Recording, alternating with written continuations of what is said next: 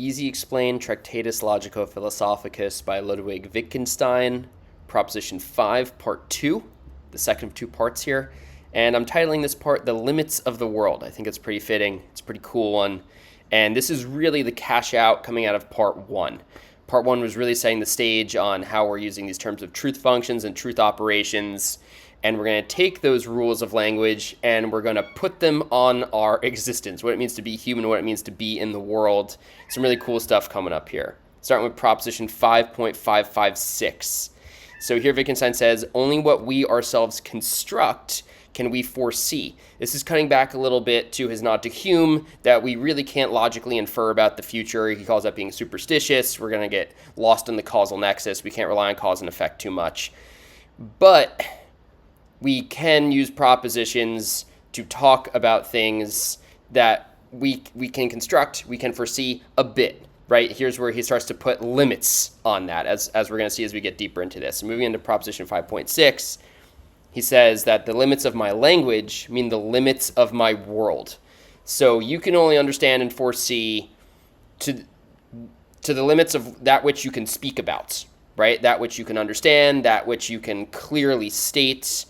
That's going to be the horizon of your understanding, the horizon of your world. Moving deeper into this, very Wittgensteinian here. We're really cashing out. So Proposition 5.61, a bit longer, just recreating this one in part. And it's also a nod ahead to Proposition 7. It also cuts all the way back to the preface. Here he says that what we cannot think, we cannot think. So what we cannot say, what we cannot think either. Right? So if you can't think something, sure. But if you can't think it, there's not going to be words for it either. Right? And if you can't say it, then it's not going to be a logical thought, right? Our thoughts are going to be tied to our language, our communication, our understanding. That is going to be tied to our thoughts. It's all connected here. And these limits, right, on our thoughts, on our speech, they are the limits of the world. They're the limits of our shared reality.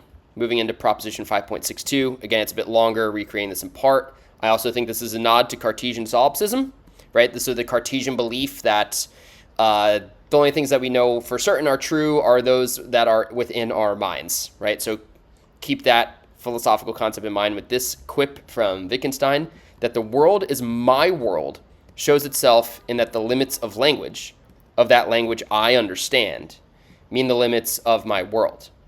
So if I'm constructing my world, if I'm trying to communicate that, build it, communicate it, the limits of my language, meaning the limits of the language that is language I understand, will be limiting my world. And understanding that's what you can say to me, that I can understand, that I can internalize, I can get thoughts from. Those are also what I can share from my thoughts in language, in signs, in symbols. That's going to be a limit of my world. If I can't think it and I can't say it, then it's not part of my world. Same for me, same for you. Is that Cartesian? To what extent is that Cartesian? Leave that up to you. Moving on to Proposition 5.621. Wittgenstein here says, world and life are one. My life is my world is my life. Proposition 5.63, I am my world, right? Me being alive, I am my world. I am a microcosm. I realize that there may be a bigger world, worlds other than mine, but the only one that I can really engage with, I'm limited in my own. Proposition 5.63, we have another allusion here.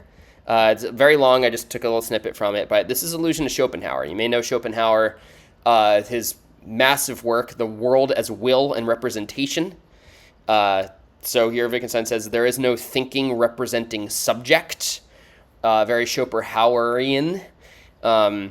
Wittgenstein's doubling down on that here too, right? So this idea there's some kind of subjective entity thinking representing, no, we're largely just constructs of language existing. Going to Proposition 5.632, the subject does not belong to the world, but is a limit of the world, right? So if there is a subject, right, let's redefine what that means. Getting away from Schopenhauerian terms, it's not like I belong to the world, but I am a limit of the world, right? I am limited by my language, by my understanding, by my thoughts. I'm not coming from the world itself. I'm more so the limit of the world. Moving into Proposition 5.641. So this is the big cash out at the end of this proposition here. Wittgenstein says, thus, there really is a sense in which philosophy can address the self non-psychologically. The self enters philosophy through this, that the world is my world. The philosophical self is not the human being, not the human body or the human soul with which psychology is concerned, but the metaphysical subject, the limit, not a part of the world. Right? So this is Wittgenstein really trying to redefine a lot of things based on his philosophical system he's been constructing across 5 propositions so far.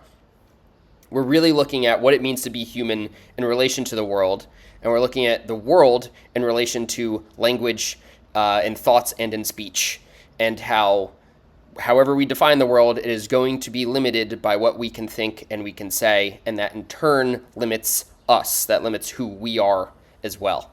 We're all little microcosms here.